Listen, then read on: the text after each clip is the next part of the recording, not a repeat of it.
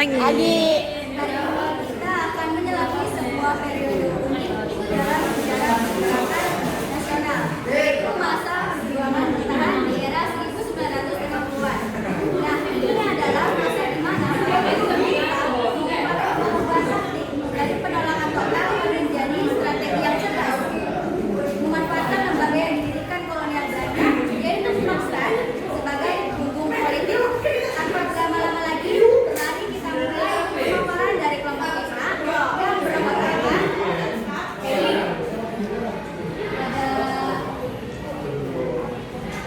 Nafis Ahmad Muklis, lalu ada saya Ramalia, Noval Haidar Ilham, Raditya Nawati,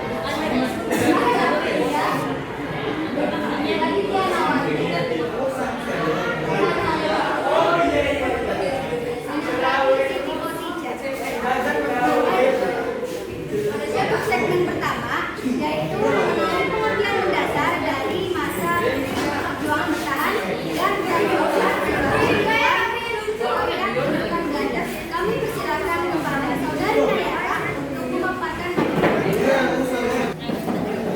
Jadi kalau di sini ada sesuai mereka dikatakan. Hai Nayara. Dan rumah juga udah.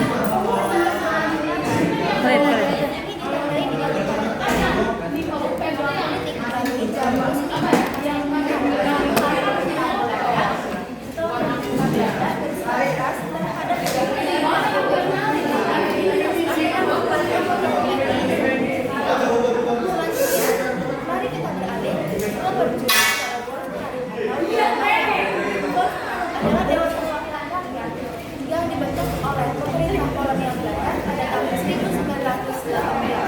Meskipun Volksraad memiliki kewenangan yang terbatas atau hanya bersikap menyatakan, namun para tokoh nasional menjadikannya sebagai panggung dan platform menyuarakan tuntutan kemerdekaan, otonomi, dan perbaikan nasib rakyat.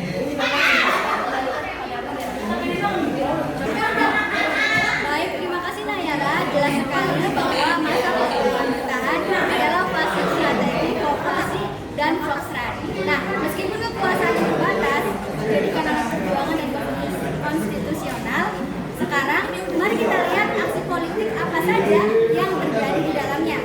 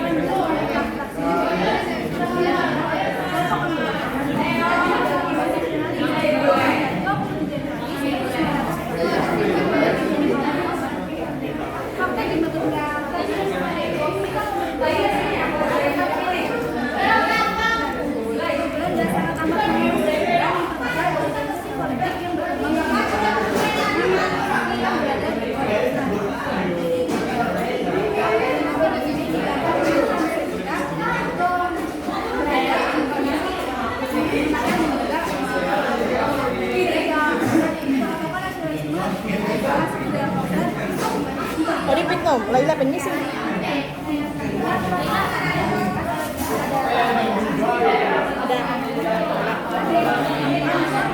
Kita soal lagi.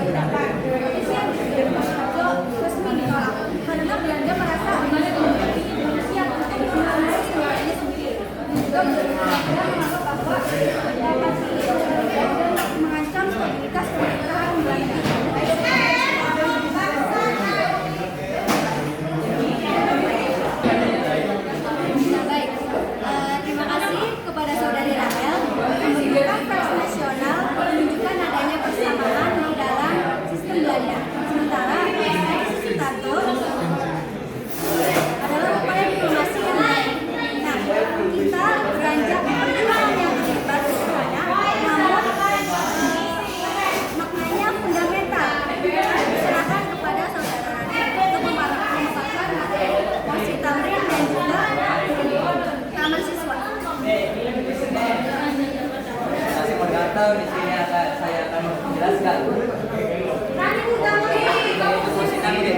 Apa itu mosi? Mosi adalah usul atau pernyataan pendapat yang diajukan di sidang tuntutan mosi terkait tahun 1939. Menuntut hal yang terlihat sederhana tetapi sangat mendasar, mengganti istilah Nederland Hindi atau Hindia Belanda menjadi Indonesia dan mengganti istilah yang membedakan seperti Ilegal atau pribumi menjadi warga Indonesia.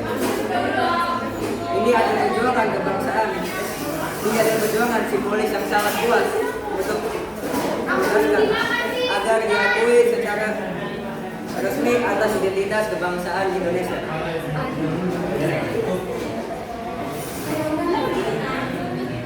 Saya akan menjelaskan organisasi perjuangan nasional. Pertama ada Taman Siswa. Taman Siswa ini berfokus kepada perjuangan kultural dan pendidikan. Taman Siswa didirikan oleh Ki Dewantara pada tahun 1922. Ini adalah bentuk perlawanan paling fundamental terhadap penjajahan. Organisasi ini muncul sebagai respon terhadap sistem pendidikan kolonial Belanda yang diskriminatif dan memiliki tujuan mencetak pegawai rendahan untuk Belanda tanpa menanamkan rasa kebangsaan. Tujuan utama Taman Siswa yaitu membentuk manusia merdeka yang berjiwa nasionalis, berbudaya sendiri dan mandiri secara ekonomi dan spiritual. Sistem yang digunakan Ki Dewantara yaitu menggunakan sistem AMOM Yang pertama yaitu ada Ingarsa Sukulada, yang berarti di depan memberi teladan. Dan yang kedua ada Ing Madia Mangunkarsa, yang berarti di tengah membangun semangat. Dan yang terakhir ada Tut Uri Handayani, yang berarti di belakang memberi dorongan. Pada masa represif, perjuangan politik sangat berbahaya. Taman siswa menjadi basis aman untuk mempersiapkan generasi penerus, sehingga ketika perjuangan politik juga mereka pemimpin. Ya, terima kasih. Saya akan kembalikan kepada kalian.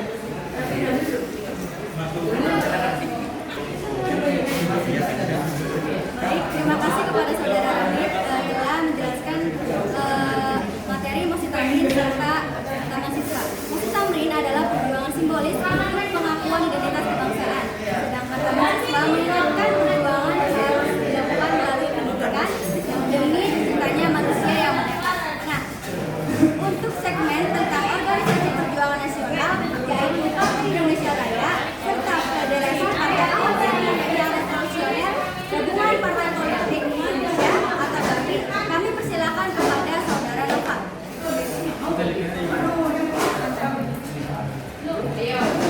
Baik, terima kasih moderator. Pada acara kami. Oke. Hari ini saya akan menjelaskan materi organisasi Parindra dan GAPI. Yang pertama, Parindra atau Partai Indonesia Raya. Parindra ini adalah partai gabungan dan PBI yang dipimpin oleh Bapak Soekarno. Strategi mereka yaitu kooperatif alias bekerjasama dengan pihak benda atau pihak kolonial. Contohnya mereka duduk di kursi polskan, tapi tujuannya tetap sama, yaitu Indonesia Merdeka.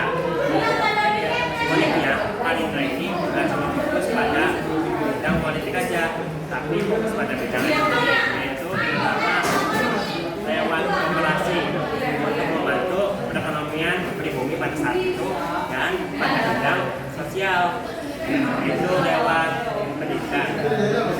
Intinya, Parindra ini sebagai partai politik aktif yang berjuang dari dalam dari sistem Belanda dan fokus nggak cuma pada bidang politik, tapi pada bidang ekonomi dan sosial.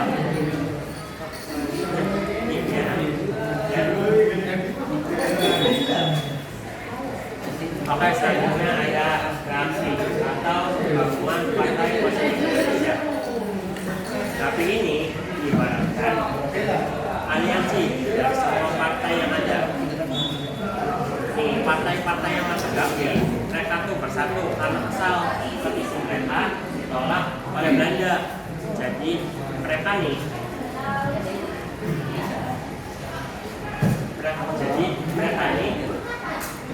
bikin tuntutan yang lebih keras, yaitu Indonesia berparlemen. Maksudnya mereka ini ingin kekuasaan berpindah dari gubernur jenderal ke parlemen yang dari gubernur jenderal ke parlemen yang isinya wakil rakyat. Dan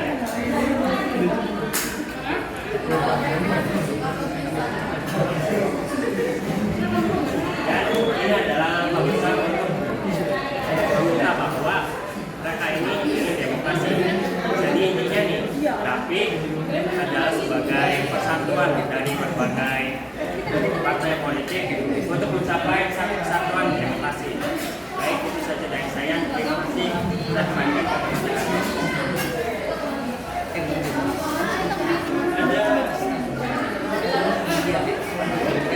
Terima kasih kepada saudara Noval. Parindra dan GAPI menunjukkan kekuatan persatuan yang paling revolusioner menuju sistem pemerintahan yang adil. Nah, baik, terakhir untuk memaparkan nilai kebangsaan yang dapat kita petik dari perjuangan dalam proses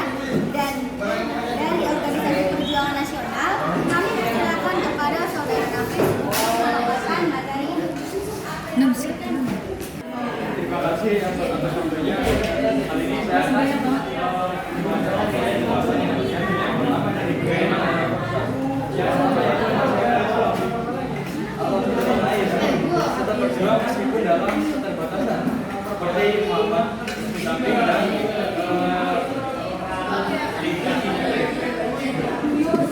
dan sebenarnya berkontribusi yang berjuang melalui lembaga resmi ibadah demi kepentingan rakyat Indonesia. Kedua adalah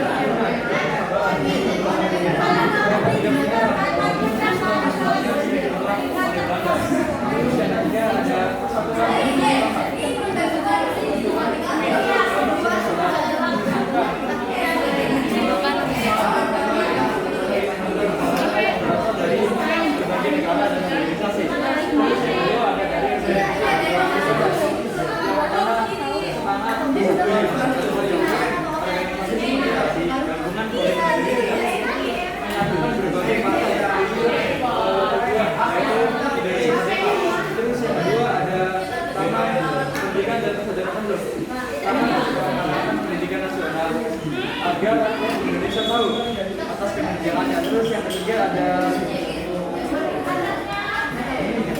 tanggung jawab kepada bangsa. Para pemimpin organisasi berjuang pakai demi kemerdekaan. Di sini kita tahu